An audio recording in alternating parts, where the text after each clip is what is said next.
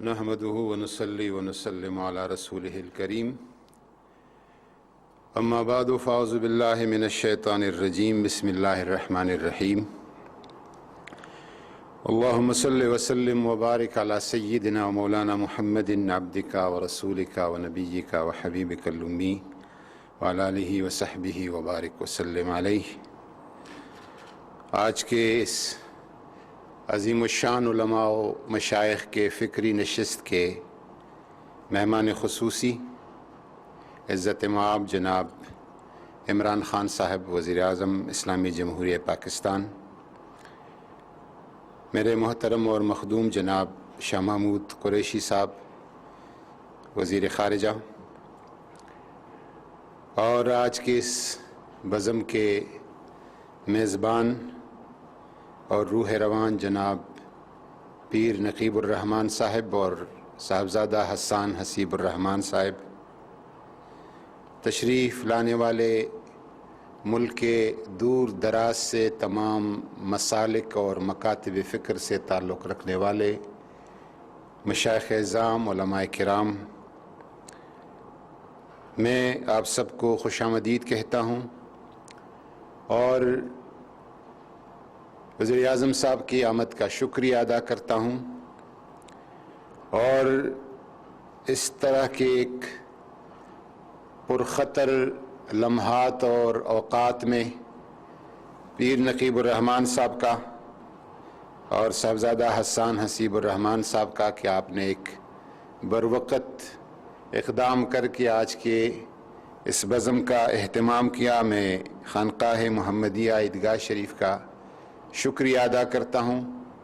عیدگاہ شریف کا ہمیشہ سے ایک بہت ملکی، مذہبی اور روحانی تاریخ میں ایک مثبت اور جاندار کردار رہا ہے۔ کچھ عرصہ پہلے جو فرقواریت کا ایک عفریت قابو سے باہر ہو گیا تھا، اس دوران بھی عیدگاہ شریف سے ہم نے ابتدا کی اور ایک بھرپور کردار عیدگاہ شریف کا رہا۔ انشاءاللہ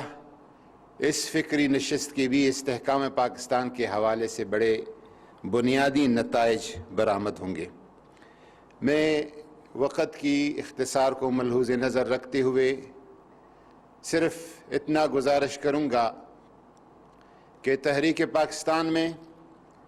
علماء و مشائخ کا کردار ایک نمایاں کردار رہا، اور جب علماء و مشائخ اس تحریک میں آ گئے اور پیر صاحب مانکی شریف نے، پیر صاحب جماعت علی شاہ صاحب نے اور مولانا عبدالحامد بدایونی صاحب نے، علماء میں سے مولانا شبیر احمد عثمانی صاحب نے،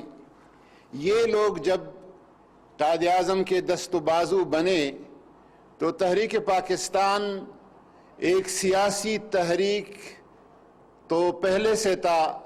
ایک دینی، مذہبی اور روحانی تحریک بن گیا، اور اس وقت سے الحمدللہ علماء ربانیین کا، مشائخ اعظام کا، صوفیاء کرام کا ایک اہم کردار رہا ہے۔ اور میں اکثر کہتا ہوں کہ دو قومی نظریے کا ابتدا مجدد الفسانی شیخ احمد سرہندی نے کی، جب انہوں نے کہا کہ مسلمان اور ہندو دو الگ الگ قوم ہے اور ایک جگہ نہیں رہ سکتے۔ اس وقت سے دو قومی نظریے کا ابتدا ہوا ہے، اور الحمدللہ ہم فخر سے کہتے ہیں کہ صوفیاء کرام نے جو کردار ادا کیا ہے اسلام کے تبلیغ میں، اور بطور خاص بر صغیر، پاک و ہند سب کانٹیننٹ کے اس حصے میں خواجہ معین الدین چشتی اجمیری رحمۃ اللہ علیہ جب ہندوستان تشریف لے آ گئے، داتا صاحب رحمۃ اللہ علیہ لاہور آئے تھے اس سے پہلے، لیکن لاہور میں تو اسلام کا پہلے سے کچھ نہ کچھ شکل میں وجود تھا۔ حضرت معین الدین چشتی اجمیری راجپوتانہ کے جس حصے میں چلے گئے وہاں تو بالکل کفر کا اندھیرا تھا، اور وہاں پہ اسلام کی تبلیغ کی، اور نہ تفنگ تھا، نہ تیغ تھا، نہ شمشیر تھا، نہ تلوار تھا، نہ اسلحہ تھا، صرف اپنا کردار تھا، اپنے اخلاق تھے، اور اس کے ذریعے سے جب آپ دنیا سے رخصت ہو رہے تھے تو 90 لاکھ اس وقت کے اعداد و شمار کے مطابق 90 لاکھ ہندوؤں کو مشرف و اسلام کر چکے تھے۔ صوفیاء کرام کا جو کردار ہے اور جو اسلام کی ان کی تشریح ہے، جنید بغدادی سے صوفیاء کے امام ہے، ان سے پوچھا گیا کہ دین کو اگر 2 جملوں میں بتایا جائے تو کیسے بتایا جائے؟ تو آپ نے فرمایا کہ العظمت لامر اللہ والشفقت علی خلق اللہ، اللہ کی حکم کی بڑائی بجا لے آؤ اور اللہ کی مخلوق پر شفقت کرو۔ جناب وزیر اعظم صاحب، آپ کا جو ریاست مدینہ کا تصور اور نعرہ ہے، ریاست مدینہ کے اس نعرے سے ہمارے دل کو ایک ٹھنڈک، ایک سکون، ایک راحت، ایک اطمینان مل جاتا ہے، اور بطور آپ کے قیادت میں آپ کے ساتھ کام کرنے والے میں یقین سے کہتا ہوں کہ آپ اس منزل کی طرف اپنی کوششیں آپ کی جاری ہے، اور اس مشن اور اس جذبہ میں آپ نے ذرا بھی غفلت نہیں برتا، اور ہمارا اپنے رب سے یقین ہے کہ پاکستان اسی مقصد کے لیے بنا تھا، اور عربی میں کہتے ہیں کہ کل شیء یرجع الی اصلہ، ہر چیز نے اپنے اصل کی طرف ایک دفعہ واپس لوٹنا ہے۔ انشاءاللہ پاکستان کو ریاست مدینہ کے اصل کی طرف آپ ہی کے ہاتھوں انشاءاللہ تعالی لوٹنا ہے اور واپس ہونا ہے انشاءاللہ تعالی۔ آپ کے جو اقدامات ہیں، جو لنگر خانہ اور پناہ گاہ، جس طریقے سے ہمیں پتہ ہے کہ آپ کا کتنا دلی لگاؤ اس کے ساتھ ہے، یہ بھی صوفیاء کرام کا مشن ہے۔ حضرت شیخ عبد القادر جیلانی رضی اللہ تعالیٰ عنہ فرماتے ہیں کہ میں نے اللہ کو پہنچنے کے بہت سے راستے دیکھے، لیکن ایک بھوکے کو کھانے کھلانے سے تیز ترین اور آسان ترین راستہ میں نے کوئی نہیں دیکھا، اور یہی کام صوفیاء کرام نے اپنے لنگر خانوں میں جاری و ساری کیا ہوا ہے۔ صحت کارڈ اور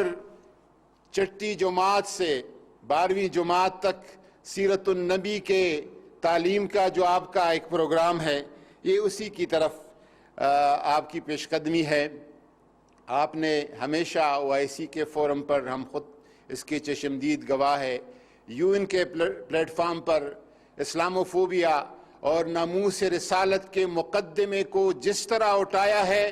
شاید ہمارے پاکستان بلکہ عالمی تاریخ میں اس طرح کسی نے پہلے نہیں اٹھایا ہے، اور انشاءاللہ تعالی ہمارا یقین ہے کہ حضور کی شفاعت کے شکل میں اللہ تعالیٰ آپ کو اس کا اجر دے گا۔ میں اس گفتگو پر مشائخ اعظام پورے ملک سے آئے ہیں، علماء کرام پورے ملک سے آئے، وہ آپ کی گفتگو سماعت کرنا پسند کریں گے۔ صرف حسان حسیب الرحمان صاحب میزبان مجلس کی طرف سے اعلان ہے کہ پرائم منسٹر کی تقریر کے بعد وقفہ ہوگا نماز مغرب کا، اور نماز مغرب کے بعد ہم اپنا فکری نشست جاری رکھیں گے، اور دوسری نشست کی صدارت جو ہے وہ جناب شاہ محمود قریشی صاحب، جو ایک بہت بڑے خانقاہی نظام اور غوث العالمین کے دربار کے سجادہ نشین بھی ہے، وہ فرمائیں گے۔ تو میں انہی کلمات پر آپ سب کی آمد کا شکریہ ادا کرتا ہوں۔ وما علینا الا البلاغ۔